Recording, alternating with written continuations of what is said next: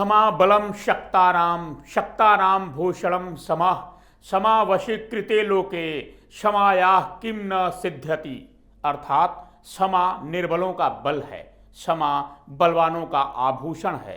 क्षमा ने इस विश्व को वश में किया हुआ है। क्षमा से भला कौन सा कार्य सिद्ध नहीं हो सकता। आज मैं ये श्लोक आप सबके लिए पढ़ रहा हूँ और आप सबसे क्षमा प्रार्थी हूँ। कल मुझसे एक भूल हो गई थी।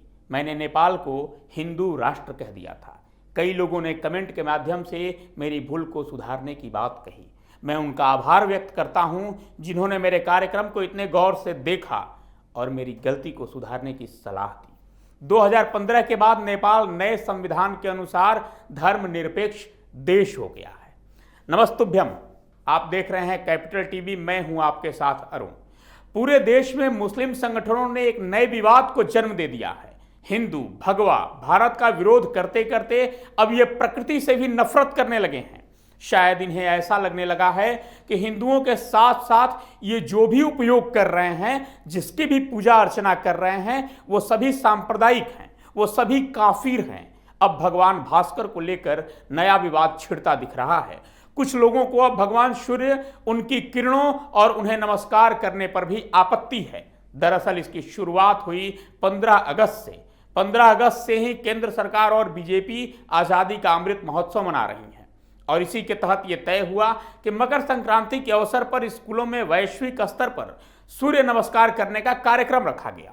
लोगों में एक स्वस्थ जीवन शैली की शुरुआत के लिए भारत सरकार के आयुष मंत्रालय ने सूर्य नमस्कार कार्यक्रम की शुरुआत की।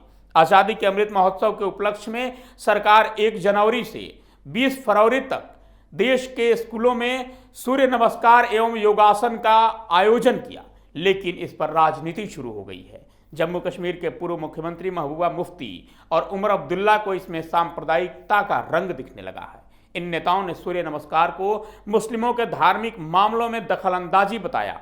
नेशनल कॉन्फ्रेंस के नेता उमर अब्दुल्ला ने कहा कि सरकारी बाबुओं को लोगों पर धार्मिक रिवाज नहीं थोपना चाहिए, उन्हें धार्मिक मामलों में दखलंदाजी देने का अधिकार नहीं है। वहीं पीडीपी मुखिया महबूबा ने इसे शिक्षण संस्थाओं में सूर्य नमस्कार आयोजित करने को कश्मीरियों का अपमान करने वाला बता दिया।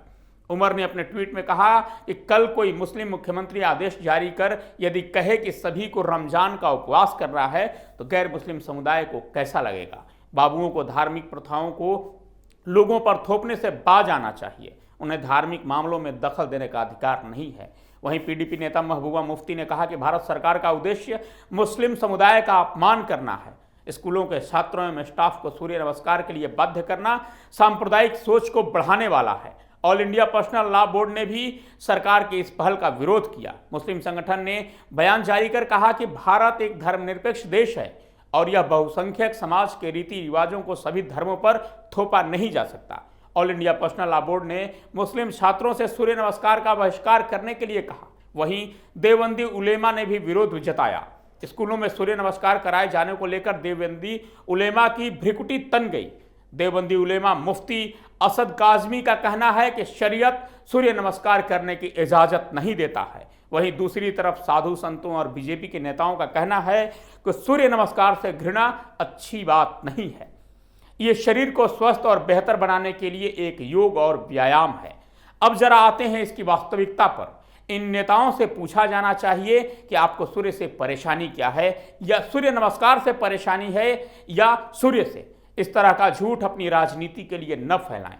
आप सूर्य नमस्कार न करें, आपकी इच्छा और आपकी स्वतंत्रता, लेकिन सच्चाई को सामने रखें। सूर्य की पूजा सिर्फ भारत ही नहीं बल्कि पूरी दुनिया में किसी न किसी रूप में होती है। मिस्र में उगते सूर्य को होरूस, दोपहर के सूर्य को रॉ और अस्त होते सूर्य को ओसिरिस कहा जाता है और उनकी पूजा की जाती है। जापान में सूर्य को माता और संपूर्ण ब्रह्मांड की देवी माना जाता है। मितनी हिती मिस्र के राजाओं के लिए सूर्य पूजा का सामान्य स्रोत भारत ही रहा है। सिकंदर के अभियानों के बाद सीरिया में सूर्य पूजा पनपी, जहां किसी न किसी रूप में सूर्य पूजा आज भी होती है। पड़ोस में ईरानी साम्राज्य था, जहां सूर्य को मित्र कहा जाता है और पूजा की जाती है। सूर्य यानी मित्र की पूजा की प्रथा ईरान से ही रोम तक पहुंची। रोम शासकों ने सूर्य के कई मंदिर बनवाए। कुषाण काल में सूर्य की मूर्तियां भी बननी शुरू हो गई थीं। ऐसी एक मूर्ति मथुरा के संग्रहालय में आज भी रखी हुई है। जिसकी बनावट और साज सज्जा पूर्णतः मध्य एशियाई है। कालिदास ने रघुवंशम में सूर्य की उपासना का वर्णन किया है। उन्होंने सूर्य के 7 अश्वों का उल्लेख भी किया है। गुप्त सम्राट कुमार गुप्त के शासनकाल में रेशम बुनकरों के संघ में मंदसौर के निकट दशपुर में एक सूर्य मंदिर का जीर्णोद्धार करवाया था। तत्कालीन सूर्य की अनेक मूर्तियां मिली हैं जो मथुरा संग्रहालय में आज भी रखी गई हैं। हुण शासक तोरमाण और मिहिर कुल सूर्य की पूजा करते थे। थानेश्वर के राज्यवर्धन, आदित्यवर्धन, प्रभाकर वर्धन जैसे शासक सूर्योपासक थे। अभिलेखों में मुल्तान के जिस सूर्य मंदिर का उल्लेख किया गया है उसके विषय में अलबरूनी का कहना है कि सूर्य की वो सबसे प्रसिद्ध मूर्ति थी जो आदित्य कहलाती है। मुल्तान के सूर्य मंदिर का विवरण स्कंद पुराण में भी मिलता है। ये वही मुल्तान है जो आज पाकिस्तान में है। 13वीं सदी में निर्मित उड़ीसा का कोणार्क सूर्य मंदिर अत्यंत भव्य और विशाल है। अमेरिका में सूर्य की पूजा तोनातिहु के रूप में होती है। अमेरिकी गाथाओं में वर्णन है कि दुनिया में कई युगों तक अंधकार छाया था, इस पर जीवन संभव नहीं था और सूर्य स्वर्ग में निवास कर रहे थे। तब आजटेक लोगों ने अपने प्राणों की बलि देकर सूर्यदेव को प्रसन्न किया। उसके बाद सूर्य ब्रह्मांड में अवतरित हुए। स्थानीय मान्यता के अनुसार यह सूर्य का 5वां रूप है और इससे पहले 4 युगों में 4 सूर्य आए और खत्म हो गए। इसी तरह धरती का भी संहार हो गया था। वैज्ञानिक रूप से यह समुदाय सूर्य अथवा तारों की उत्पत्ति और विनाश की बात करता है। यूनानी धर्म में सूर्य पूजा का अत्यधिक महत्व है। प्लेटो ने अपनी प्रसिद्ध पुस्तक रिपब्लिक में सूर्य पूजा की महिमा का वर्णन किया है। आज दुनिया भर में अंतर्राष्ट्रीय योग दिवस मनाया जा रहा है। योग से जुड़े कार्यक्रमों में सूर्य नमस्कार का बेहद महत्वपूर्ण स्थान है। इसे अभ्यास के रूप में लोकप्रिय बनाने के लिए सबसे अधिक कोशिश की है।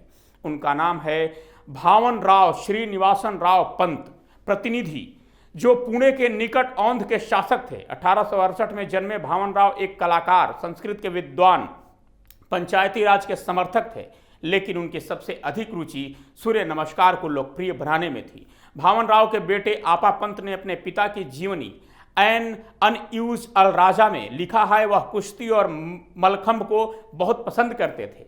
अपनी जवानी में वह यूरोप के पहलवान सैंडों की एक्सरसाइज का अभ्यास करते थे। 1901 में पिता की मृत्यु के बाद भावन राव के बड़े भाई राजा बने, लेकिन उनमें सत्ता चलाने के लिए जरूरी गुण नहीं थे, जिसके बाद ब्रिटिश शासन ने भावन राव को औंध का राजा चुना। भावन राव को सबसे अधिक लोकप्रियता सूर्य नमस्कार से मिली थी। भावन राव सूर्य की पूजा खुद करते थे, आराधना व्यायाम खुद नियमित तौर पर अभ्यास करते थे।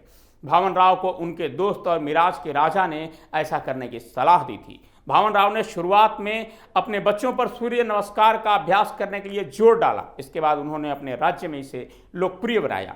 1923 में उन्होंने सूर्य नमस्कार पर मराठी में एक किताब लिखी और बाद में इसका अंग्रेजी में अनुवाद कराया। भावन राव ने 1927 में टाइम्स ऑफ इंडिया में सूर्य नमस्कार के लाभ के बारे में लिखा। नमस्कारों की इन व्यायाम की बड़ी विशेषता और महत्व यह है कि इसे किसी भी समय, किसी भी मौसम और जीवन के सभी चरणों में सभी पुरुष और महिलाएं कर सकते हैं।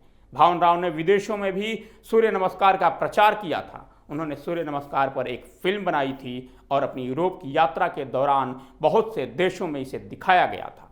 उनके इंग्लैंड पहुंचने पर फैशन मॉडल रह चुकी एक पत्रकार लुइस मॉर्गन ने एक प्रमुख समाचार पत्र न्यूज क्रॉनिकल में सूर्य नमस्कार पर 6 आर्टिकल की एक सीरीज लिखी थी। इसमें उन्होंने सूर्य नमस्कार को दिखाने के लिए भावन राव के इसके अभ्यास के तरीकों का इस्तेमाल किया था। इन आर्टिकल्स को पाठकों ने काफ़ी पसंद किया था और इसी के बाद the 10 point way to wealth शीर्षक वाली किताब प्रकाशित हुई, जिसने सूर्य नमस्कार को लेकर विदेश में दिलचस्पी बढ़ाने में काफ़ी मदद की थी। तो ये कहना कि शरीयत में नहीं है, ये सही नहीं है। आज भी कई मुस्लिम देश हैं जहां सूर्य की उपासना कई रूपों में होती है और सच्चाई तो ये है कि सूर्य नमस्कार या कोई भी परंपरा हम नहीं थोप रहे हैं, बल्कि हम पर कई मान्यताएं थोपी जा रही हैं, थोपी गई हैं। अगर प्रार्थना से ही परेशानी है तो मिशनरी स्कूलों में होने वाली प्रार्थना पर एक बार विरोध जताइए और उस पर भी कुछ बयान दीजिए तो बात समझ में आएगी। हमेशा बच्चे जब स्कूल में पढ़ते जाते हैं तो सबसे पहले मिशनरी स्कूल में प्रार्थना ही कराया जाता है और उस प्रार्थना में क्या होता है ये आप और हम सभी जानते हैं। आज के लिए कैपिटल टीवी में इतना ही। कल फिर मिलूंगा किसी और नए विषय और शोध के साथ। तब तक के लिए नमस्कार।